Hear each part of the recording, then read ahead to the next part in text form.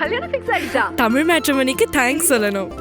26 வருஷத்துக்கு முன்னாடி இதே தமிழ் மேட்ரிமோனி மூலமா தான் இவ அம்மாக்கும் கல்யாணம் பண்ணேன். கல்யாணம்னாலே தமிழ் மேட்ரிமோனி தான்.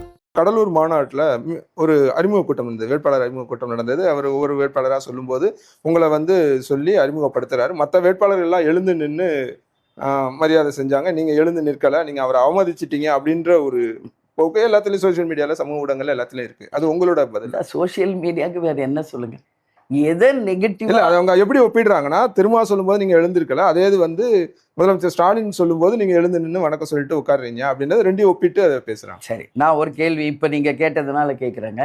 அது பொதுக்கூட்டம். அந்த கூட்டணியின் தலைமை யார்? அண்ணன் ஸ்டாலின். அந்த பொதுக்கூட்டத்தில் அண்ணன் ஸ்டாலினும் அங்கே இருக்காரு, திருமானனும் என் பக்கத்தில் தான் உட்கார்ந்துருக்காரு. அப்படி இருக்கிறப்போ அந்த கூட்டணியின் தலைமையில் இருக்கிறவங்க தான் வேட்பாளர்களை அறிமுகப்படுத்துவது இயல்பு. அது எல்லாருக்கும் தெரியும். அண்ணன் திருமாவளவன் அவர்கள் எந்த தப்பும் அங்கே நினைக்கல. அவங்க 2 வேட்பாளரை மட்டும் சொல்லும்போது எப்படி இருக்கும், அதனால மற்ற வேட்பாளரையும் சொன்னமானார். சார், இது வெளியிருந்து பார்க்குறவங்களுக்கு தாங்க சார் எல்லாமே நெகட்டிவ். என்ன விமர்சனம் வேறு எதையுமே சொல்ல முடியாதனால அதை விமர்சனத்துக்குள்ளாக்குறாங்க. நானும் அண்ணனும் மனசு விட்டு பேசுகிறப்போ, ஆமா நான் தான் தப்பு பண்ணிட்டேன், நான் பண்ணியிருக்கக்கூடாது, அண்ணன் ஸ்டாலின் தான் அவர் அறிமுகப்படுத்தி இருக்கணும். நீங்கள் 2 பேரும் பேசிக்கிட்டீங்க, ஃபோனில் பேசினாருங்க நேற்று காலையில். அதை தான் நேற்று பிரச்சாரத்தில் கூட நான் சொன்னேன்ல. இது விமர்சனம் செய்பவர்கள் இதை சும்மாவே வேற சொல்கிறதுக்கு இல்லைன்னு இதை வேறு மாதிரி திசை திருப்புறாங்க. எனக்கும் கேப்டனுக்குமான நட்பு எனக்கு தெரியும். நீங்கள் எந்த அளவு ஒரு கண்ணியமிக்க ஒரு தலைவர் என்பதும் எனக்கு தெரியும். இவங்க போடுற விமர்சனத்தினால் எந்த பாதிப்பும் எனக்கு 1% கூட கிடையாது. ஏன்னா வெளிச்சம் டிவி ஆரம்பித்த போது அதை போய் திறந்து வச்சவர் கேப்டனுங்க. அப்படியே தழுவி திரும்ப மக்களுக்கு நீ வெளிச்சம் போட்டு காமிக்கணும் நடக்கிற அவலங்களை உரிமையோடு பேசக்கூடியவருங்க கேப்டன். மக்கள் நல கூட்டணியில் அவர் எங்கள் சகோதரர் மாதிரி எங்கள் கூட பழகி இருக்காருங்க. இதெல்லாம் தெரியாதுங்க. எங்கள் வீட்டுக்கு வருவார், சுதீஷ் வீட்டுக்கு போவார், வந்தால் சாப்பிடாம போக மாட்டாருங்க. அந்த அளவு எங்களுக்குள்ள நட்பு இருக்குங்க. இது வெளி உலகத்தில் இருக்கிறவங்களுக்கு தெரியுமா? எதுவுமே இல்லை. நீங்கள் நான் இப்படி சிரிச்சு நான் இப்படி இருப்பேங்க. இது கேஷுவலுங்க. இது சும்மா இப்படி இருந்த இது ஒரு தப்பா, சிரிச்சா ஒரு தப்புங்கிறாங்க, கை இப்படி வச்சா தப்புன்றாங்க. என்ன எனக்கு உண்மையிலே புரியலைங்க.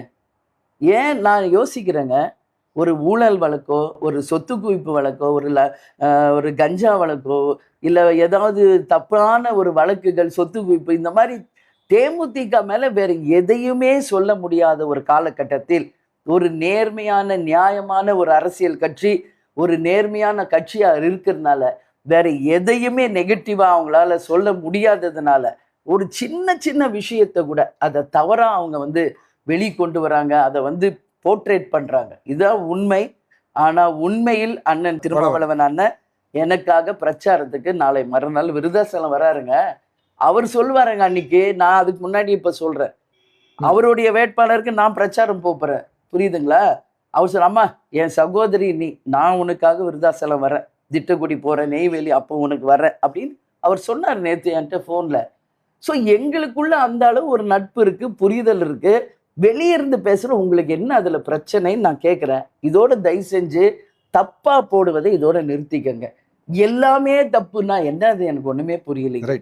ரொம்ப தப்புங்க இது. எல்லா ஊடகங்களுக்கும் யூடியூபர்ஸ்க்கும் இந்த பேட்டி மூலம் நான் சொல்கிறேன், அனைத்துமே இரண்டவன் கண்ணுக்கு அரண்டதெல்லாம் பேய் மாதிரி சின்ன விஷயங்கள் கேஷுவலாக இருக்கிறத கூட நீங்கள் தப்பாக சொன்னீங்கன்னா நிச்சயமாக மக்கள் இதை பார்த்துக்கிட்டு இருக்காங்க. மே 4ஆம் தேதி வரும் முடிவுகள் இதற்கு பதில் சொல்லும். அதுதான். கல்யாணம் ஃபிக்ஸ் ஆயிடுச்சா? தமிழ் மேட்ரிமோனிக்கு தேங்க்ஸ் சொல்லணும். 26 வருஷத்துக்கு முன்னாடி இதே தமிழ் மேட்ரிமோனி மூலமா தான் இவ அம்மாக்கும் கல்யாணம் பண்ணேன். கல்யாணம்னாலே தமிழ் மேட்ரிமோனி தான்.